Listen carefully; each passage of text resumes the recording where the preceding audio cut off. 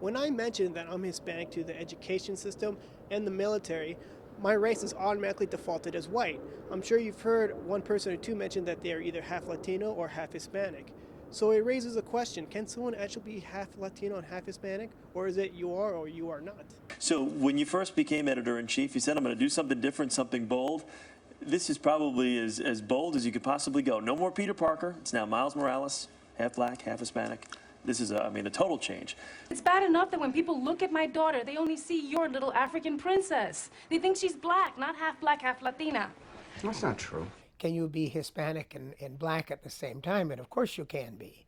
Not only because so much of the population that came from Spain and Portugal to Latin America had African roots. So when you look at Latinos, U.S. Latinos, no, they're very diverse. And when you look at Puerto Ricans or Cubans, that's where you're going to find Afro-Cubans and Afro-Puerto Ricans, and that's where you find a mix. But that's just normal of the Caribbean. It's just that it expresses itself also in the U.S. Spain has been a crossroads of culture, with Jewish culture going in, with Arabic culture going in, with African cultures going in, and so Spain is a real racial mixture.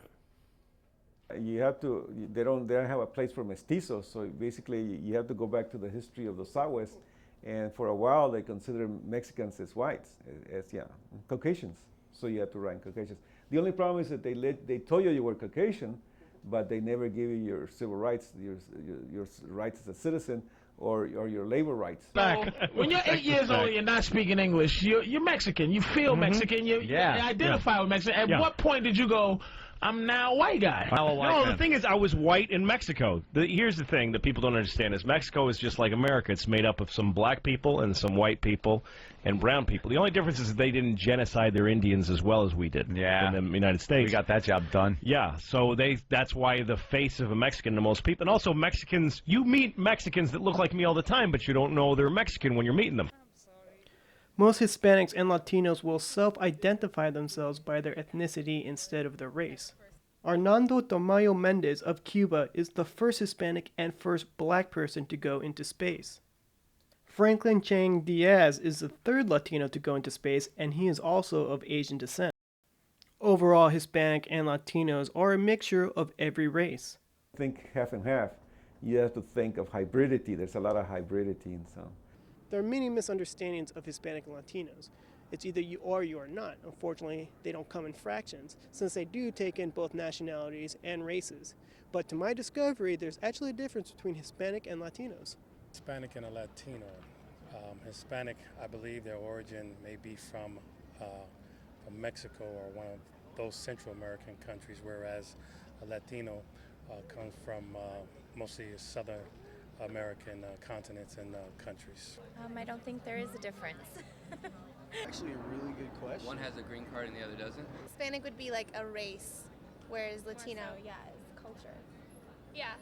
Hispanics usually are American. I think the other's Mexico. Usually it's understood that Latino is a broader category that includes Hispanic. And if that's true, or to the extent to which that's true or defensible, you can't then be Hispanic and not be Latino. You see, you can be Latino and not be Hispanic. Because if you say you're a Hispanic, then to an extent you're also limiting yourself to only the tradition, the written culture in Spanish. And if you say Latino, then you're also going to identify with Brazil. Remember, Latin means those areas that were conquered by the Roman Empire, leaving Latin as the language base. Okay.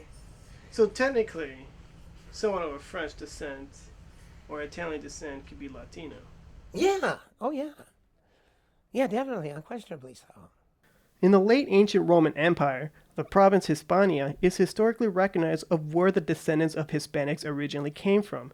If you say the word Latino, you automatically think of a person of a Spanish background. The reality is, Latino is a Spanish word for Latin or people of Latin. The people of Latin are the descendants of the late Roman Empire.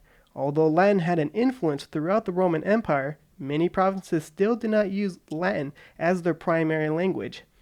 When the empire had finally ended, the daughter languages of Latin emerged. These daughter languages are known today as Portuguese, Spanish, French, Italian, and Romanian. Though the term Hispanic and Latino will be changed within Latin America and the United States. When we talk about Latin America, we use Latino to refer to all of those areas of Latin America that were conquered by and colonized by people of Latin origin. That is French, Spanish, Italian, Portuguese origin. But when you say Latino, then all of a sudden you take into account the wars of independence in Latin America. And at that time, there was a rejection of Spain, and there was a link to France. And France introduced the concept of Latino. Within the United States, we use Hispanic and Latino interchangeably to define someone of a Spanish background. I'm Danny Jimenez, JMC 330.